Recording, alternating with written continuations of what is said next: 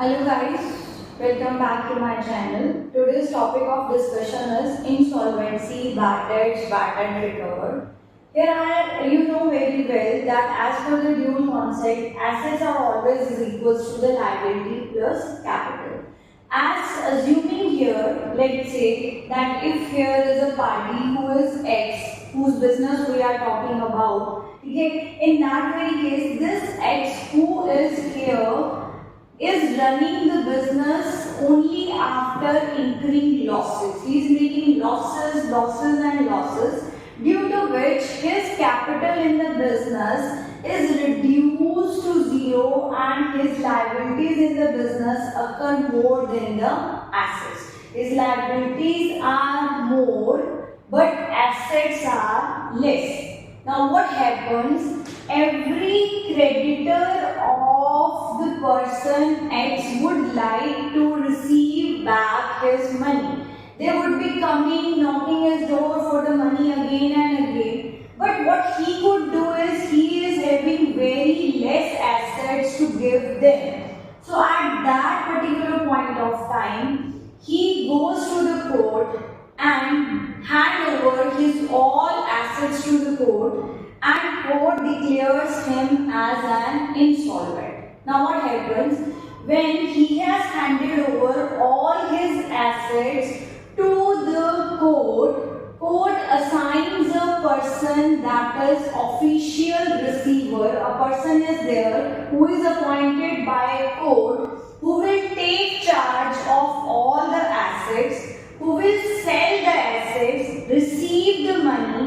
Let's suppose after selling the asset he got rupees 20 lakh, but the liabilities of the business are rupees 80 lakh. Now he cannot make the payment over here. So what happens is, he would give here 1/4 what is claimable. What I am saying is, we have to pay 80 lakh but we have only 20 lakh. So 20 lakh is distributable among rupees 80 lakh creditors. So what amount they will get? If they have to receive 4, they will get only 1.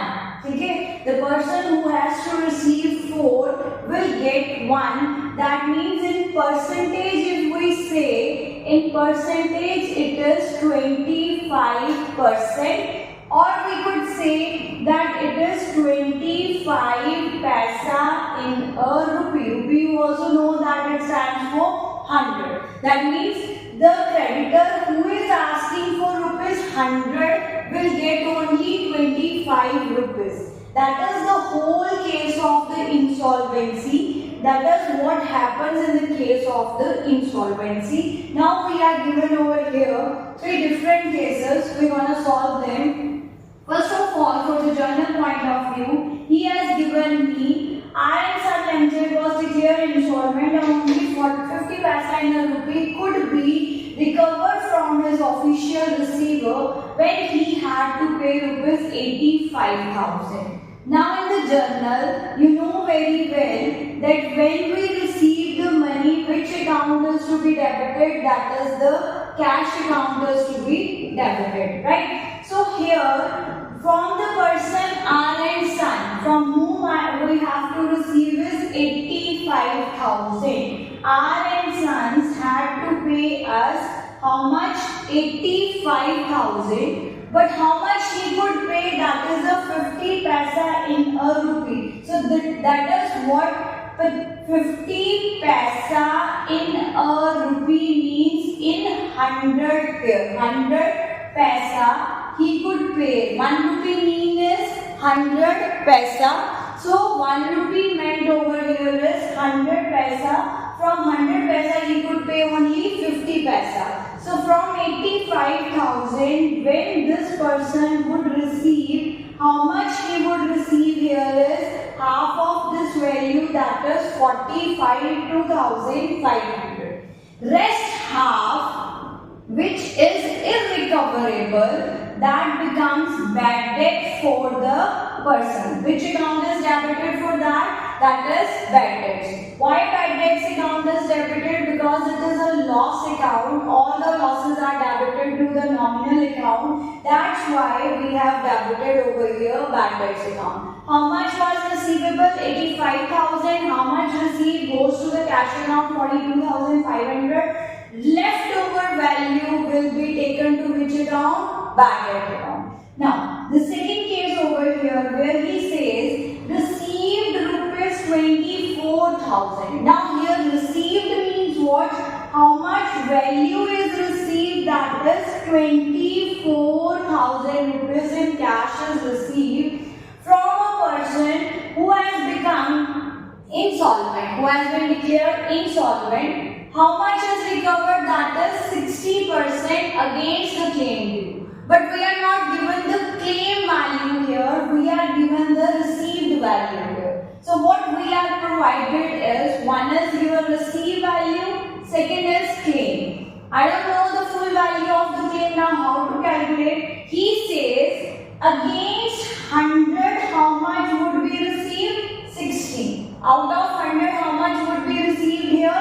60. So if 60 is received against 100, then how much is due if received is 24,000. Got it? So we need to calculate here is the full claim value. So how we gonna calculate? I have told you a number of times that in this very case we gonna use our method of cross multiplication. What is not given to us will be taken as x, and we will be calculating it over here. So how much value of x would be there? X is equals to 24,000 into 100 divided by is 60. So this gives you a total value of 40,000. So how much was due from T? It was 40,000. How much we received? 24,000. Now the leftover value is bad debt account. Which account has to be debited? That is bad debt account, right? So here the entry goes cash account debited with 24,000, bad debt account debited with 16,000 to T, who was the person who has to make the payment to the firm, that is for rupees 40,000 due from him. The last point is debtor customer whose debt was written off as bad for 12,000 last year. Last year Z was declared as an insolvent, so that's why we had written off his account. We have finished off his account for the value of rupees 12,000. This was done last year, right? Now what have happened? Now he had paid us rupees 4,500. So we must be happy that we got rupees 4,500 from a person who was declared insolvent last year, right? So we received the money, but the money received over here is no longer due from debt, because debt was written off last year. He is no longer a debtor to the firm. He is no longer a customer to the firm. So now when you have recovered the money, that would be going to which account? That would be taken from the account that is bad debts recovered account. What account we will write here? Bad debts recovered account, right? So here cash account debit with rupees 4,500 we received, and we have received because our previous bad debts have been recovered, right? So these are the three cases for the case of insolvency reference to the bad debts.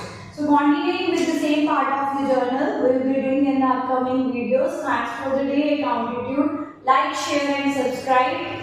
Keep scrolling.